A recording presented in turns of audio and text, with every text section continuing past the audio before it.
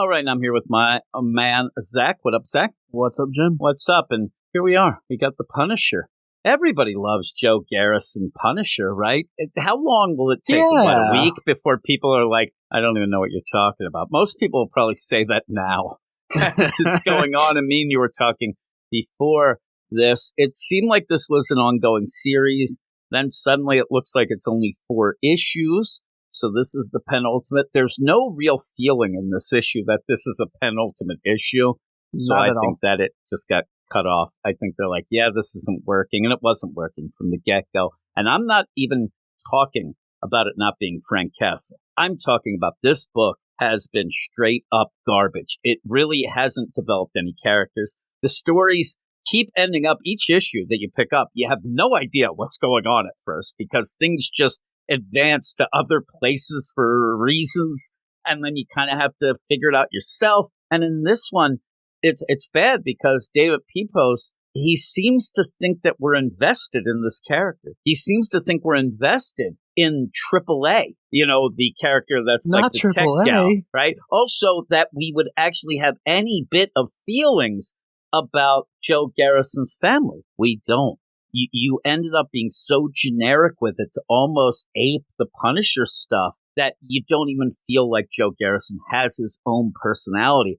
And that's a big problem, especially because we only have one more issue. So this is a fail, an epic fail of a series, but it is Punisher number 3, written by David Pepose, art by David Wachter, colors by Dan Brown, letters by VC's Corey Petit. You start out again, and like I said, I have to go back to last issue because all of a sudden you have Joe. He's running off rooftops and things like that. And I started thinking, I'm like, I remember that guy. He was up in that penthouse deal, and he got thrown out and really bad trash-talking lines at the end. And that guy was the offer. And when right before he ended up, that's where we found out that lo and behold, it was Joe's wife who ended up getting her and the kids killed, not Joe. And we made the joke where Joe was like, oh, thank God it wasn't me.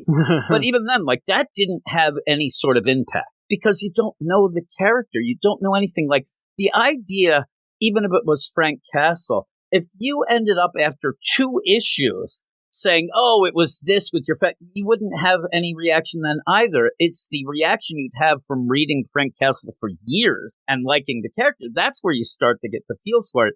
And you end up having David Pepose trying to push it through in 2 issues. It didn't work. So we find out that his family was killed because his wife was actually like blowing the whistle on some sort of payments going around. That supposedly ties into this grand scheme of things where you do have this Joe Garrison, I'm going to take down everybody that was responsible for my family's death. And he ends up in a warehouse. And this is where he ended up getting the card from the officer. Says, I don't know what this means, but here's a card with an address, a warehouse. I think that you go there. It's such a just forced way to continue.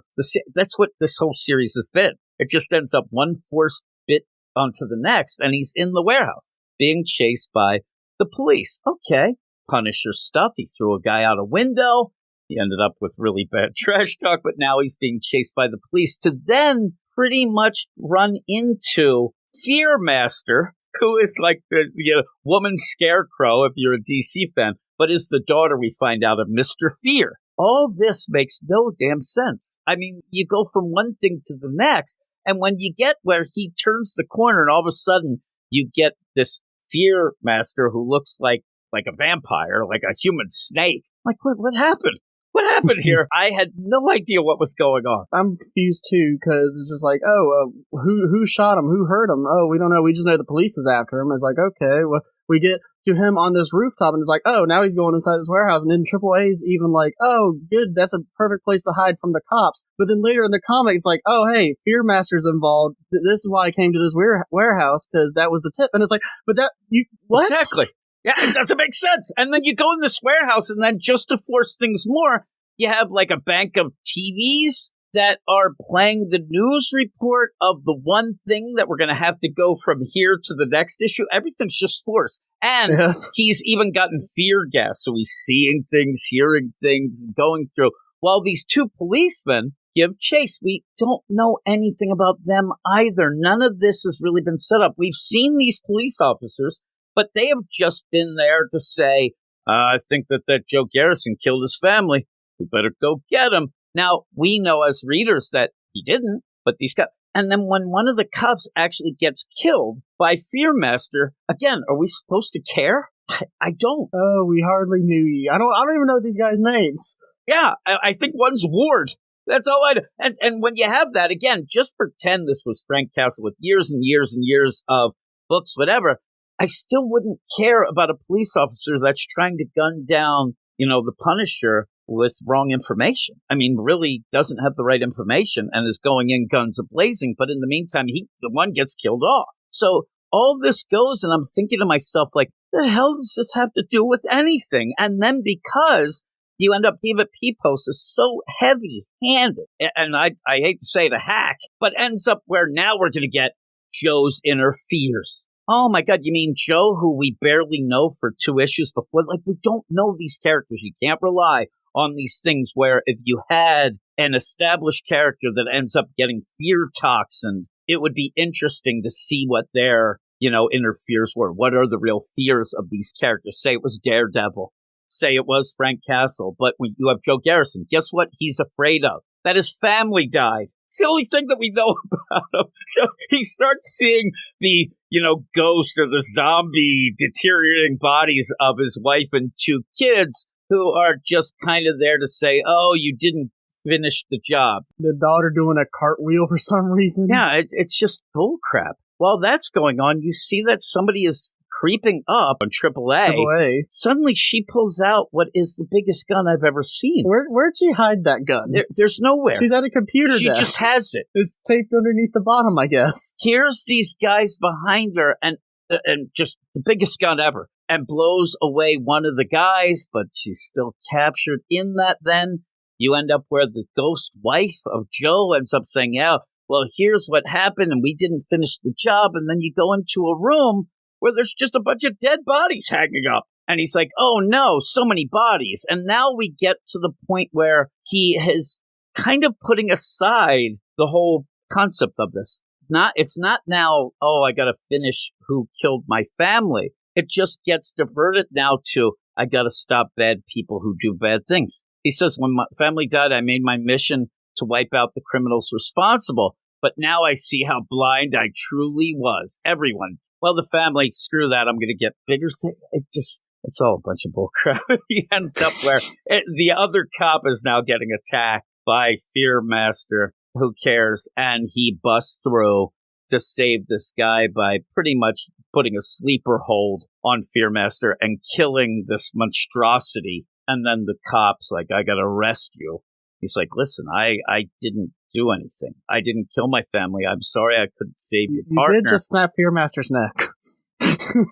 In front of him. I love that they're there where Fearmaster's just there, snap the neck. And then next thing you know, they're on the board with all of the, pictures and things connected as evidence of like, look, this is what really is going. How does this end up connecting to anything? Like, oh man, I've been chasing these people.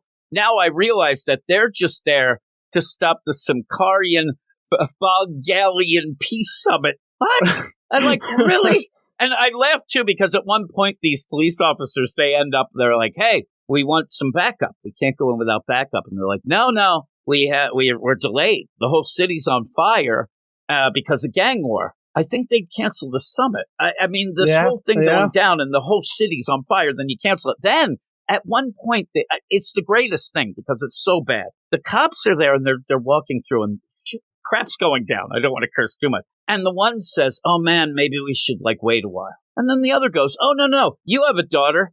You know how it is. Oh yeah, you're right. And they keep going. I'm like, what? What are you talking? This creep killed his family. You have a daughter at home. You know what to do. No, I think what it means is you might want to wait a half hour for backup. And this is a crazy guy gets killed a panel later.